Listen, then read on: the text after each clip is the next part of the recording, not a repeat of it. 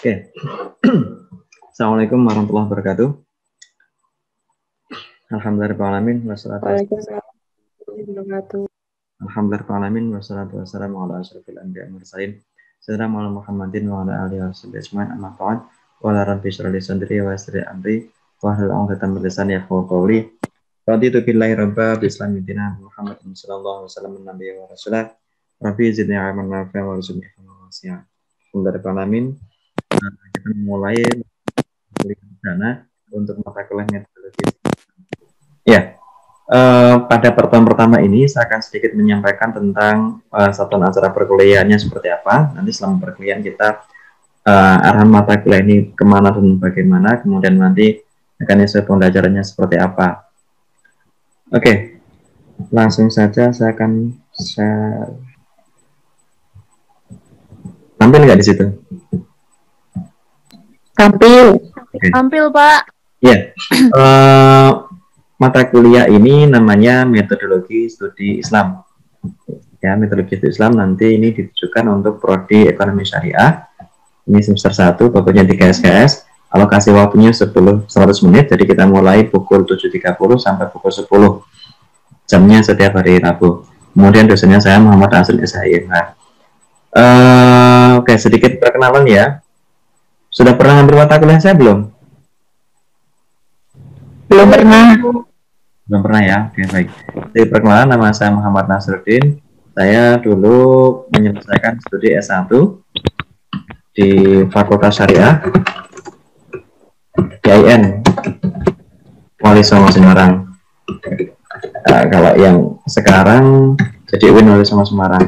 Kemudian saya lanjut S2 di Fakultas Hukum Universitas Islam Indonesia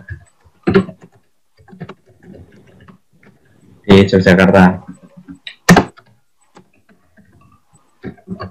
dalam konsentrasi bidang hukum ekonomi syariah. Mata kuliah ini untuk semester ini saya mengambil beberapa mata kuliah, salah satu di antaranya adalah metodologi studi Islam. Oke, mata kuliah ini diambil oleh mahasiswa semester 1 ini sebagai landasan ya, sebagai dasar bagi semua mahasiswa. Ini mata kuliah MSI ini ada di semua prodi. Dia mata kuliah yang bersifat universiter. Apapun jurusannya, ada mata kuliah metodologi studi Islam. Ya, karena ini adalah perguruan tinggi keagamaan Islam, sehingga kajian ilmu keislaman itu menjadi basic yang harus diambil oleh semua prodi, semua mahasiswa, apapun prodinya, apapun jurusannya, apapun konsentrasinya. Terutama yang satu ya. Kemudian mata kuliah ini ditujukan untuk memberikan pengantar dalam memahami Islam dari berbagai aspeknya. Ya, jadi kita akan melihat Islam dari berbagai aspeknya dengan berbagai pendekatan. Nah, selain itu, mata kuliah ini nanti akan mengajak mahasiswa untuk mengenali berbagai macam cara untuk mendekati dan mengkaji Islam. Jadi Islam itu apa dan bagaimana, kemudian aspek-aspek Islam seperti apa. Nah, kemudian nanti kita belajar bagaimana cara mendekati Islam dan bagaimana mengkaji Islam dengan mempertimbangkan berbagai aspek yang akan dikajinya. Seperti itu ya, arahnya seperti ini. Jadi ini menjadi mata kuliah yang bersifat dasar, karena bagaimanapun juga semua prodi itu wajib mengambil mata kuliah ini. Ya, karena di IAIN itu kan Institut Agama Islam Negeri Metro. Seperti kita ketahui, institut itu adalah pendidikan tinggi yang mengajarkan ilmu pengetahuan dalam satu rumpun. Institut Agama Islam berarti rumpun keagamaan keislaman. Maka mata kuliah studi Islam itu menjadi mata kuliah yang bersifat wajib. Nah, berbeda dengan jadi begini, aspek-aspeknya itu yang akan dikaji akan sangat luas ya, dari berbagai dimensi, baik yang bersifat esoterik ataupun yang esoterik. Ya, kemudian pendekatan itu juga kompleks ya, dari pendekatan yang bersifat normatif sampai yang bersifat historis, gitu ya, sangat luas. Jadi sebetulnya mata kuliah ini merangkum, memberikan dasar bagi teman-teman semua sebelum masuk ke mata kuliah yang bersifat rinci sesuai dengan bidang di prodi masing-masing. Oke, clear ya untuk tujuannya ya. Kemudian deskripsi kegiatan perkuliahan. Oke, kontrak perkuliahannya nanti perkuliahan diwali dengan presensi seluruh peserta studi di LMS. Nanti bisa koordinasi dengan pihak jurusan terkait finalisasi ada seperti apa. Kemudian nanti akan saya siapkan daftar hadir ya ketika LMS sudah siap. Sementara kita pakai ini terlebih dahulu. Kemudian kadar minimal yang disyaratkan untuk mengikuti ujian akhir adalah 80%. Ya, nanti berdasarkan daftar hadir yang ada di LMS itu. Kemudian daftar ujian akhir akan didasarkan setidaknya setelah 80% materi terus dibahas. Kalau misalkan materi nggak terus dibahas, maka nanti akan kita buat kelas tambahan sesuai dengan kesepakatan dan kita laksanakan program tersebut di jam tambahan. Kemudian nilai akan saya umumkan. Nanti silakan kalau ada yang kurang konfirmasi terhadap nilai, mungkin Pak saya itu nggak pernah berangkat udah dapat nilai A misalkan, ya boleh komplain gitu ya.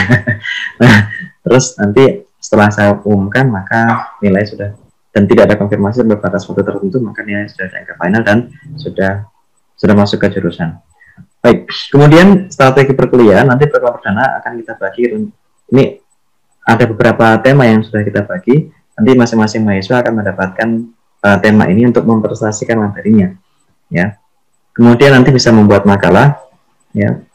Kemudian dibuatkan kayak semacam ini ya, PowerPoint atau konsep map yang sederhana saja, nanti digunakan sebagai bahan presentasi. Nah, dengan urutan topik sesuai dengan urutan ini ya. Nah, kemudian nanti kita adakan diskusi. Nah, diskusi bisa kita laksanakan dengan dua cara. Yang pertama, diskusi dengan menggunakan sinkronus approach, jadi pendekatan yang bersifat sinkron. Bisa menggunakan secara sinkronus. Sinkron itu artinya bisa interaktif, langsung tanya jawab seperti ini menggunakan Meet atau Zoom. Kemudian untuk yang asinkronus nanti kita menggunakan forum yang ada di LMS, gitu ya. Nah, kemudian nanti untuk mendalami studi setiap pekan sekali di akhir perkuliahan nanti saya akan menugaskan seluruh mahasiswa untuk membuat esai singkat, cukup 1 halaman saja tentang topik tertentu yang akan kita bahas dengan menggunakan sudut pandang tertentu atau tidak tertentu. Nah, esai singkat ini dikumpulkan pada pertemuan selanjutnya. Jadi ada waktu kurang lebih sekitar 7 hari bagi teman-teman untuk menyelesaikan esai tersebut. Nah, kemudian nanti jika memungkinkan akan kita buatkan forum untuk mempresentasikan esai tadi dan diskusi sebelum masuk ke materi perkuliahan. Oke, seperti itu ya. Ini untuk pertemuan yang pertama. Kemudian materi-materi pokoknya adalah yang pertama. Materi pertama adalah karakteristik studi Islam, ya. Kemudian materi yang kedua tentang prinsip-prinsip dasar epistemologi dalam Islam. Materi yang ketiga arti pentingnya ya, agama bagi manusia. Selanjutnya menjelaskan sumber-sumber ajaran Islam. Kemudian karakteristik ajaran Islam. Kemudian Islam sebagai agama, Islam sebagai gejala budaya. Kemudian setelah itu ada mid semester. Kemudian setelah mid semester kita ada materi tentang pendekatan-pendekatan dalam studi Islam. Kemudian metode-metode studi Islam, dan kemudian penelitian agama dan penelitian keagamaan. Kemudian Islam dan globalisasi. Kemudian isu-isu kontemporer, dan yang terakhir adalah studi kawasan ya. Studi kawasan. Ya, saya sedikit memberikan ulasan ya untuk masing-masing submateri ini ya. Yang pertama, karakteristik studi Islam. Karakteristik studi Islam nanti memuat mulai dari latar belakang dan tujuan studi Islam, kemudian beberapa pola dalam studi Islam dan aspek-aspek sasaran studi Islam serta pertumbuhan dalam studi Islam. Kemudian prinsip-prinsip dasar epistemologi Islam itu poinnya adalah penguatan epistemologi itu seperti apa. Kemudian jadi epistemologi kan ada 3. Yang pertama wahyu, kemudian akal, sama intuisi. Nanti dijelaskan masing-masing seperti apa. Kemudian kriteria kebenaran dalam epistemologi Islam seperti apa, dan terakhir adalah peranan dan fungsi pengetahuan dalam Islam itu seperti apa. Nah, materi selanjutnya adalah arti pentingnya agama bagi manusia. Pembahasan dimulai dari sejarah pemikiran agama, munculnya agama itu seperti apa, dan bagaimana perkembangan keagamaan agama seperti apa. Selanjutnya adalah fungsi agama dalam kehidupan manusia dan kebutuhan manusia terhadap agama serta doktrin kepercayaan dalam agama. Selanjutnya sumber-sumber dalam ajaran Islam. Sumber ajaran Islam adalah ada 4 poin ya, kita sederhanakan. Yang pertama Al-Quran sebagai sumber ajaran, As-Sunnah sebagai sumber ajaran, kemudian As-Sunnah, kedudukan As-Sunnah terhadap Al-Quran, dan yang terakhir ijtihad sebagai sumber hukum. Ya, kemudian materi selanjutnya adalah karakteristik ajaran Islam. Karakteristik ajaran Islam mencakup makna universal dalam Islam itu seperti apa, kemudian sifat dasar ajaran Islam seperti apa, Islam normatif dan Islam historis seperti apa, kemudian karakteristik Islam dalam berbagai bidang, dalam bidang akidah, dalam bidang ibadah, sosial, pendidikan, dan ilmu pengetahuan. Kemudian Islam sebagai wahyu, ya. Islam sebagai wahyu, pengertian wahyu apa, epistemologi wahyu ini nyambung dengan pembahasan yang sebelumnya tadi ya tentang epistemologi dalam Islam ini ya, ini di sini nyambung dengan di sini. Nanti tindak lanjutnya di bawah ini. Kemudian wahyu kauniyah dan wahyu Qur'aniyah, dan yang terakhir adalah posisi akal terhadap wahyu. Ya. Selanjutnya posisi Islam sebagai gejala budaya. Kalau ini Islam sebagai agama yang bersifat doktriner, yang bersifat wahyu sentris. Nah, ya ini agama Islam sebagai sebuah gejala sosial yang hidup di masyarakat. Nah, maka titik poinnya ada Islam sebagai produk kebudayaan. Apa itu kebudayaan? Kemudian kelahiran Islam dan kebudayaan Arab, dan diaplikasi terhadap kebudayaan Arab pra-Islam seperti apa? Kemudian bagaimana kita mengkaji Islam sebagai realitas sosial dan budaya, serta bagaimana pendekatan studi kebudayaan. Selama semester kita akan belajar tentang beberapa pendekatan dalam studi agama, mulai dari pendekatan teologis, pendekatan sosiologis, pendekatan filosofis, antropologis, ya, fenomenologis, psikologis, dan terakhir adalah pendekatan feminis. Selanjutnya tentang metode-metode Islam. Metode Islam nanti ini sebenarnya beberapa disiplin keilmuan ya. Disiplin keilmuan tafsir, hadis, fikih, ilmu kalam, dan studi tasawuf. Ini karena apa namanya? Anda berasal dari prodi ekonomi syariah, maka ini akan saya tambahkan. Yang pertama metode tafsir, hadis, fikih, kalam, tasawuf, dan yang terakhir ini metode kajian dalam studi ekonomi Islam. Saya tambahkan satu ya, menyesuaikan dengan prodi. Metodologi studi ekonomi Islam. Nah, kemudian materi selanjutnya adalah modal dan penelitian agama dan keagamaan. Jadi ada penelitian agama, ada penelitian keagamaan. Ini soal yang berbeda ya. Kalau penelitian agama berarti mengkaji agama, kalau penelitian keagamaan berarti mengkaji realitas agama dalam kehidupan sosial masyarakat. Ya, kemudian di sini subbabnya adalah arti penelitian agama dan keagamaan, konstruksi teori penelitian agama, dan model-model penelitian agama. Selanjutnya, hubungan Islam dan globalisasi. Ini mengkaji tentang bagaimana isu-isu mutakhir yang berbincang tentang respon Islam terhadap globalisasi. Mulai dari respon Muslim terhadap globalisasi, modernisme, reformisme. Jadi ini globalisasi itu hal yang baru yang datang belakangan yang kemudian masuk dalam bagi masyarakat Muslim. Nah, bagaimana masyarakat Muslim merespon problem globalisasi? Ya, maka muncul ada gerakan modernisme, reformisme, fundamentalisme, radikalisme, tradisionalisme, post-tradisionalisme, sampai liberalisme. Ini merupakan respon dari beberapa respon masyarakat Muslim terhadap globalisasi. Kemudian materi selanjutnya tentang isu-isu kontemporer. Isu kontemporer ini mencakup Islam dan HAM, ya, Islam dan pluralisme, Islam dan gender, Islam dan demokrasi. Ya, ini wacana-wacana kontemporer. Tambah satu lagi ya.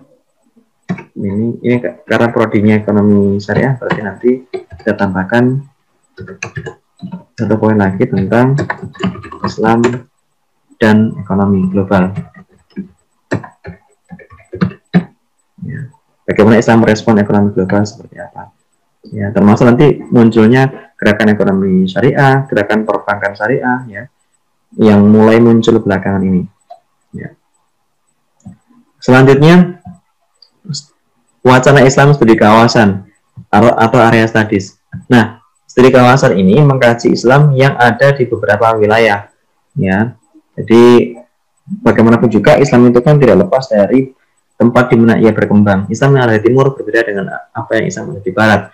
Islam di Jawa beda dengan Islam di Lampung. Islam di Sumatera beda dengan Islam di Sulawesi. Nah, studi Islam kawasan ini nanti poin-poinnya adalah yang pertama arti dan asal-usul studi kawasan, kemudian orientalisme dan australianisme. Orientalisme ini adalah bagaimana orang Barat melihat Islam di Timur, kalau australianisme itu bagaimana orang Timur melihat Barat. Ya. Kemudian Islam di Timur dan Barat, Islam di Asia seperti apa, Islam di Eropa seperti apa. Kemudian Yang D, problem dan prospek dari kawasan seperti apa. Oh ya, saya tambahkan satu lagi ya, karena kita berada di Indonesia, maka kita perlu mengkaji tentang Islam di Indonesia. Saya tambahkan poinnya. Karena Islam itu sudah ada sebelum Indonesia lahir, nah, maka kawasan yang sekarang bernama Indonesia itu kan dulu bernama Nusantara. Jadi kita gunakan istilah Islam Nusantara untuk merujuk pada Islam yang berada pada arsipelago, pada kepulauan di Nusantara sejak masuknya Islam di sini. Baik, itu adalah poin-poin materi yang akan kita bahas. Jadi nanti 15 dikurangi 2 dikurangi 3 ya. 5 dikurangi 3 berarti ada 12 materi. Nanti ada 12 kelompok yang masing-masing akan mendapatkan materinya. Jadi ini kalau kelas ini ada 11 mahasiswa, maka nanti masing-masing mahasiswa akan mendapatkan 1 poin untuk menyampaikan materi ini. Kemudian penilaiannya, yang pertama penilaian kehadiran dan aktifan 15%, kemudian makalah dan presentasi 10%, kemudian esai singkat individu 10%, ujian tengah semester itu 25%, dan yang terakhir ujian akhir semester itu 40%. Jadi mas totalnya menjadi 4, 5, 6, 7, 8, 9, 10, pas 100%. Ya.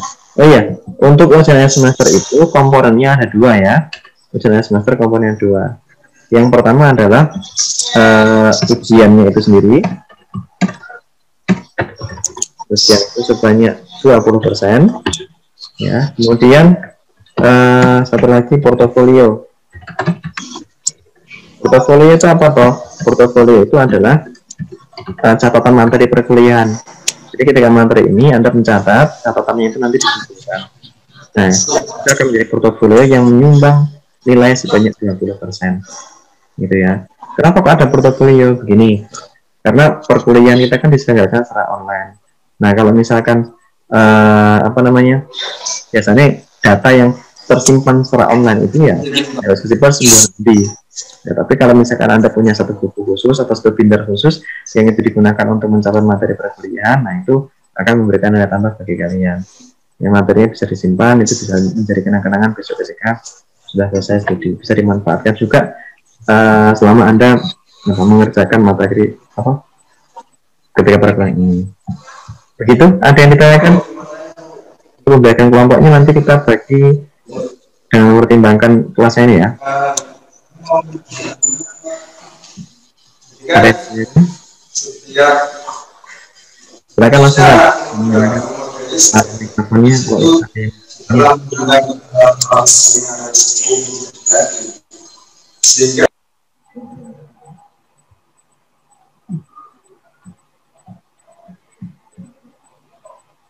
tidak ada? Tidak, Pak. Cukup jelas ya? Jelas, Pak. Oke, Syariul jelas. Oke, yang lainnya? Jelas, Pak. Oke, kalau tidak ada yang ditanyakan, Pak mau tanya, ini anak perbaikan belajar digabung sama kelas yang lain. Begini, di mata kuliah MSI saya hanya ngajar di satu kelas ini saja, nggak ada di kelas yang lain. Jadi saya tidak, ini kalau misalkan digabung dengan mana? Cuma satu kelas gitu. Berarti MSI itu cuma ada di kelas ini doang ya, Pak? Hanya ada di kelas ini, saya hanya ngajar di kelas ini aja. Jadi kalau mau pindah kelas ini. Saya bingung gitu. Nah, gitu. Oh ya, kirain kan katanya kemarin teman-teman ada yang di kelas apa itu H, katanya ada anaknya. Terus dosennya cuma satu bapak gitu. Nah, sama di sismik itu di kelas H itu nggak ada mahasiswanya, adanya dosennya aja. Gimana coba? Nah, di kelas A itu adanya mahasiswanya, nggak ada dosennya. Nah, masuk kan? Oh, berarti MK ini udah nggak ada sih, Pak. Paling tinggal kita aja yang ngulang. Adik tingkat kita udah nggak ada MK ini kayaknya. Ada, tapi kurikulumnya beda. Jadi ini beda kurikulum. Jadi ini mata kuliah MSI yang menggunakan kurikulum 2014 gitu. Sehingga ini diambil oleh mata mahasiswa yang perbaikan semuanya. Ini tidak ada yang nggak perbaikan, ini soal perbaikan. Emang ada yang semester 1 di sini? Enggak ada Pak, ini semua perbaikan. Iya, itu kan. Ini kan perbaikan atau pendalaman? Pendalaman ya, Pak. Ya, emang ya begini seumur pendalaman. Ya. Gitu. Tapi meskipun pendalaman berarti ya kalau misalkan pendalaman berarti kan harus matang kafe tuh ya. Karena gue bosok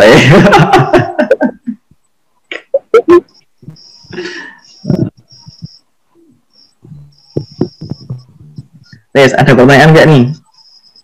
Kalau nggak ada, langsung aja kita bagi tugas saja ya.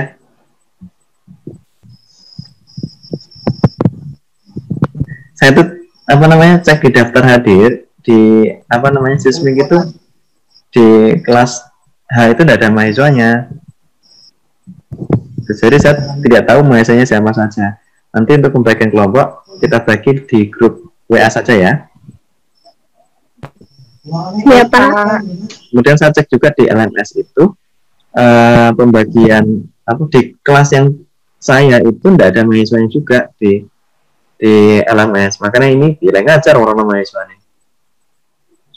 Makanya ya udah pakai Zoom aja lah.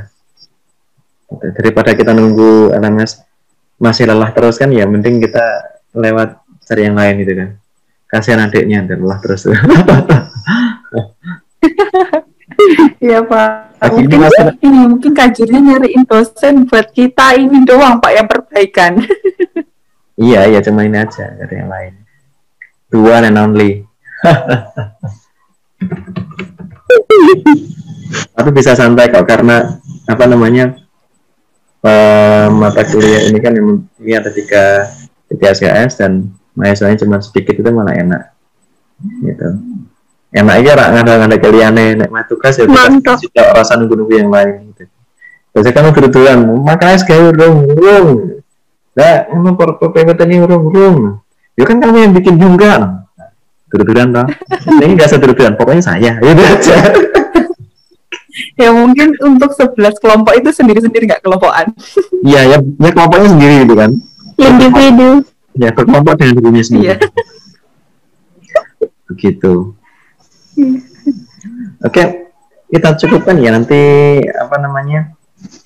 kita lanjut ya, untuk pembagian kelompoknya. Oke.